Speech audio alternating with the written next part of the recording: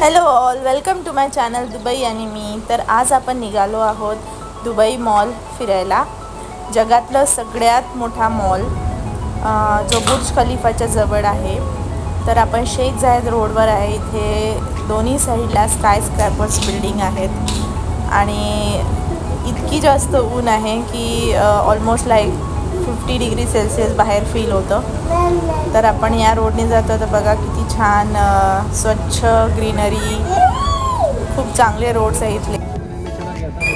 आणि इथे बुर्ज खलिफा दिसलाच असेल तुम्हाला, म्हणजे आता दुबई मॉल आपल्या जवळ आलेला आहे.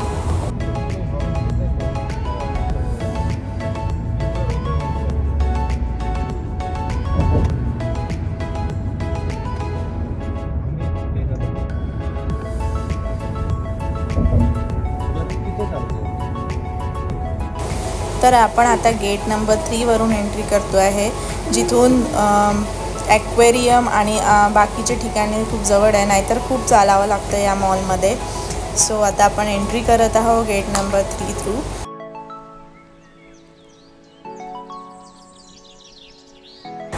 तर हे सगळे इथे ब्रँडेड दुकानं आहेत आणि सगळे पर्टिक्युलर प्रोडक्ट्स ठेवलेले आहेत त्यांनी. त्यांचे खूप महाग आहे इथे, पण डेकोर खूप छान होता. सो इथे फोटो भरपूर काढले आम्ही.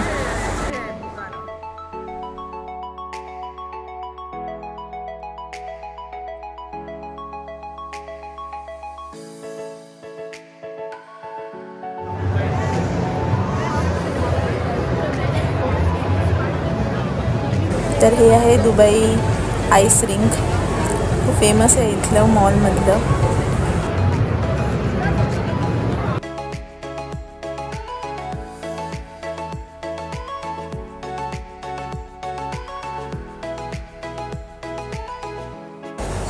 तर आपण आता ॲक्वेरियमच्या साईडला चाललो आहे आणि इथे तुम्हाला एक क्लॉक दिसेल, तर ती वेदांतला दिसली आणि तो मला आता दाखवतो.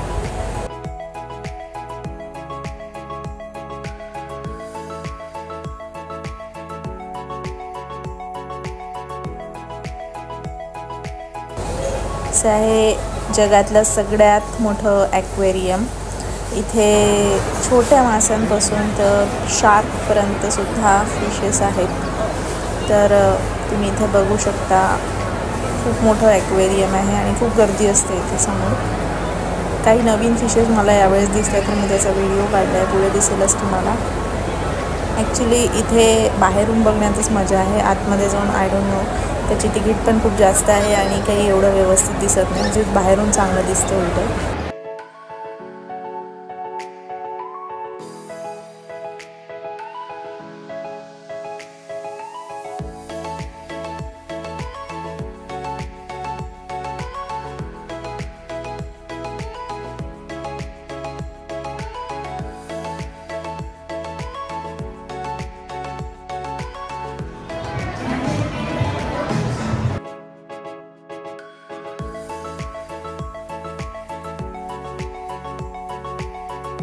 हा जगातला सगळ्यात मोठा मॉल आहे.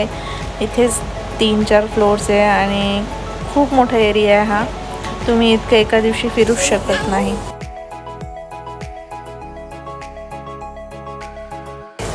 आता आपण द वॉटरफॉलकडे जातो आहोत.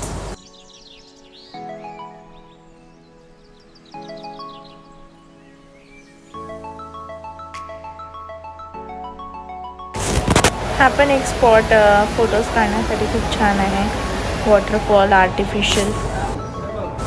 तर आम्ही परत चाललो आहे घरी आणि आम्ही यावेळेस जाताना मेट्रोने चाललो आहोत. तर मॉलपासून मेट्रोला बरंच जवळपास 2 किलोमीटर्स चालावं लागते.